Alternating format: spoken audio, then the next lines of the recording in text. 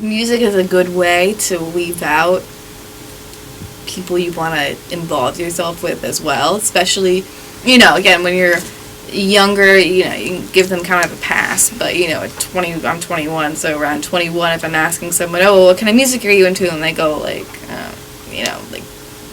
whatever, and I'm like, I'll be acquaintances with you, but I don't think we could be, like, besties or anything. So yeah, music is definitely a good way to tell someone's character. It's a good way to sense what kind of, things people are into.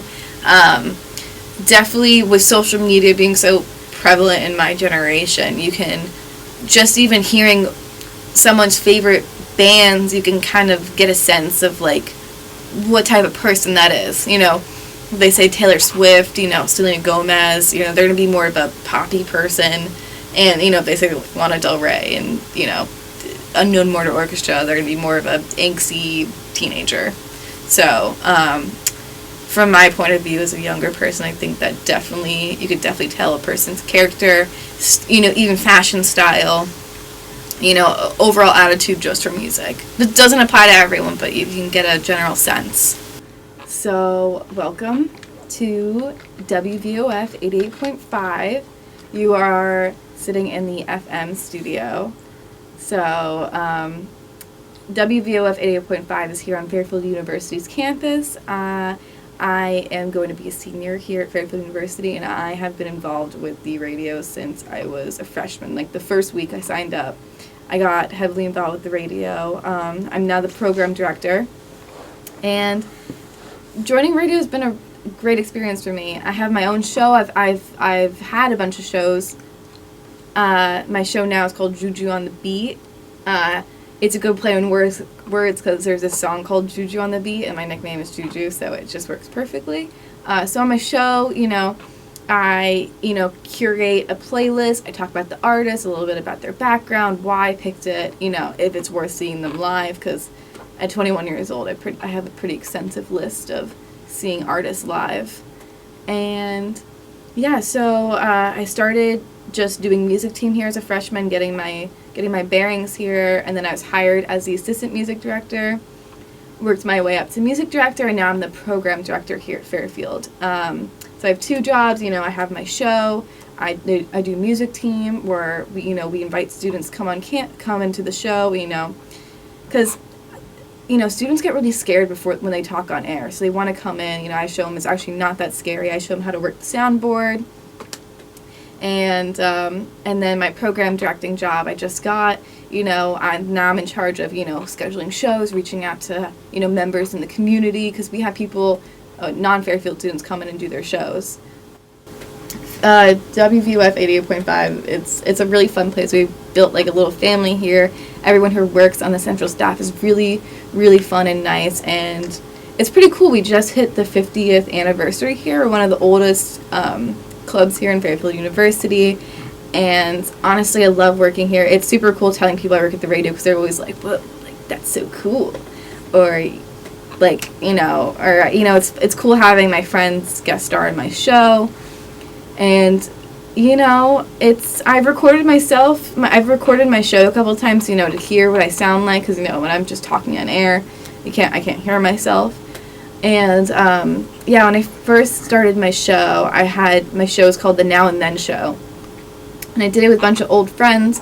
We would curate a playlist of old songs and then new songs. So we do, like, the theme was like hip hop. So we do old hip hop songs, and then we do new hip hop songs and talk about how they've changed. And then I had another show that was kind of similar, but my co-host would flake a lot, so it was just kind of me just playing music and talking about it. And now I'm very happy with my show, just me being by myself. I think being by myself has been the best for me. I can, play the songs I want and don't have to listen to, my co-host's horrible song picks, and then for my show, my friend, Thalia, she's also a musician, she made me my own little intro jingle, so I play it, at the beginning of my show and the end of my show, and this is it. Okay, so my favorite bands are Tyler, the Creator, Mitski, Rex Orange County, Lana Del Rey, and Frank Ocean. And all of these artists I've been listening to since I was 14, 15 years old. I've listened to them heavily since today. Lana Del Rey has been my top #1 artist since I was like 15 years old. Her new album, Norman fucking Rockwell, is amazing. Every single song in there is fantastic. I did see her in concert, but it was not as amazing as I thought it would be. I saw her in 2015 at Governor's Ball.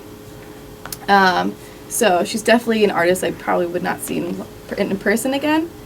And Frank Ocean, he's just like a California blues. You know, if you ask any artsy, edgy teenager, you know, they'll know who Frank Ocean is. And who else? Oh, Mitski. Mitski is a very interesting artist for me. She's very popular today, but my best friend Thali actually introduced me to her when we were like 15 years old. And at first we both didn't like her, but the longer we listened to her, we actually fell in love with her. She has like a weird, different sound to her. She likes to scream a lot in her songs, which is kind of cool. She has a lot of variety in her music. She can do like really sad songs, and then again she could scream and like break guitars. I've seen her do that in some videos, which is pretty cool. Who else did I say? Oh, Tyler, the Creator. He's a rapper. He's a California rapper. He's really good. He also has a lot of variety. He can do some really grungy, you know, like hardcore rap stuff. And then he also has like the boppy teen songs. And who else did I pick? Rex Orange County. And I saw Rex Orange County recently at Radio City Hall. He was fantastic. That was my last concert before the pandemic hit. He's really great. He's new. He only has 2 albums out so far. He, I think, is 21, 22 years old. He's from the UK. Again, he has like that bedroom soft pop vibe. Again, I think if you'd ask any artsy, edgy teenager, they would know all of these artists. Good. My first concert was seeing Glee live. If you guys do not know what Glee is, it was a very popular a cappella group show that aired on HBO or maybe Fox. It was Fox. And it was about these high schoolers, you know, an a cappella group, and, you know, they break out into song and dance and, you know, talk about, like, growing up and, you know, teenage struggles. And they went on tour around the United States, and my dad surprised me with tickets when I was, like, 10 years old. So we went to see them live, and it was really funny because I think that you were, like, the only dad in the entire crowd. It was super fun, and yeah, that was my first concert. I remember buying so much merch, and like we were pretty close, and it was super fun because we were I don't know where it had occurred, but it was a very big arena. Like there was a lot of people there. Nassau Coliseum. Yeah. Where is that? It's like Long Island. Long Island, yeah. So. Okay, so my first real important concert in my life was Governor's Ball that takes place on Randall's Island every year, June 1st, 2nd, 3rd. It's a 3-day concert that takes place on Randall's Island. It's so much fun. I went my freshman year of high school, so I was 15 years old. It was super cool because me and 3 other freshmen were the only freshmen out of our entire grade to go. So we were like super cool. I remember hanging out with all the seniors at Governor's Ball. And basically, if you guys don't know what Governor's Ball is, it takes this huge concert on an island. There's a million stages. There's people just drinking and hanging out, and it's just so much fun. And I had never been on my own before, so this was a super, super big step, going to a music festival for the first time, being alone. So I had to take the train, subway, I had to walk, I had to spend the whole day, and I had to figure out how to get home. And obviously I know how to do that now, but at 14 years old, 15, that, like, was a lot. Thankfully I was with some of my friends So we all kind of figured it out together, and it was like still the best concert I've ever been to, because it was just like so much fun. I remember like swindling like older people to like buy me a beer, because like I couldn't do that. Like it was just like so much fun. And I've been to Governor's Ball about 5 times now, and it has not been as much fun as the first time that I went. I listened to a lot of David Bowie growing up. David Bowie and Elton John. I listen to them a lot today as well. Queen, a lot of Queen. I forgot to include those before. So David Bowie, Queen, and Elton John. They were played a lot in my household as well. And they're probably my 3 favorite, including the Beatles, older artists. So Jimmy Buffett, such a character. So we went to the famous Jimmy Buffett concert down in Jones Beach, Long Island. I had never been before. I'd been to Gov Ball, but I had never been to something like this. Thousands of hundreds of people just tailgating. I didn't even know what tailgating was until I got here. There was like people partying in their cars. It was crazy to see. It was so much fun though. My dad's friend had a big RV. They had like a grill, food, bathroom, a rug. Some people even had like swings, like little hanging chairs. It was nuts. And it was so fun. You can go to like other people's RVs, and even if you didn't know them, get some food, hang out with them, talk. Some people would even have games. One RV, they had the bull where you have to sit on it and ride it until you get knocked off. That was at one. I think there was like a live parrot at another RV. It was just like nuts. It was so much fun though. And my favorite Jimmy Buffett song would definitely be My Head Hurts, My Feet Stink, and I Don't Love Jesus, and Cheeseburger in Paradise. I mean, I guess you could say his lyrics don't have a lot of meaning behind them, but they're fun. They're Cheeseburger in Paradise. I mean, it was super fun though. He's a good artist. I know as he's getting older, he's not sounding as well, but the concerts are really fun. I hope even after he passes that this tradition keeps going on. So music in my life, it sort of gives me a purpose in a sense for a number of reasons. Obviously the radio, it's given me a job and multiple activities, seeing concerts, and it just given me a sense of purpose in life, creating playlists, figuring out new artists, it's also created a lot of, it's given me a lot of content in my life. I feel like if I'm listening to really good songs, I feel content inside. If I did a good radio show and I showed new artists or songs I really like, I feel content. So music definitely gives me purpose in life. It makes me content. It gives me multiple activities to do. Without music, I would be out of a lot of things. I'd be out of a lot of stories. I'd be out of a job. I'd be out of, a lot of fun. I drive a Jeep Wrangler, so, taking the top off and playing music in that is super fun. Music transforms any event. If it's too quiet when I'm like hanging with my friends, I throw on some music, and just transforms the mood. So Wilco, an amazing band. I'm seeing them in Chicago in August, actually. Very excited. I've never been to Chicago, and I also haven't seen Wilco in a long time. But the first time I saw Wilco was at a music festival in Bridgeport, Connecticut, actually the next exit over.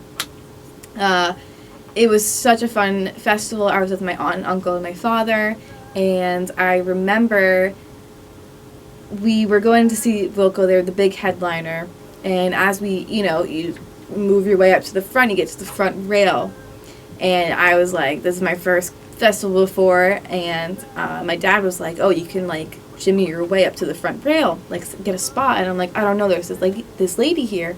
So I get up there, I get a spot, and then I move for a second, and then she takes my spot completely.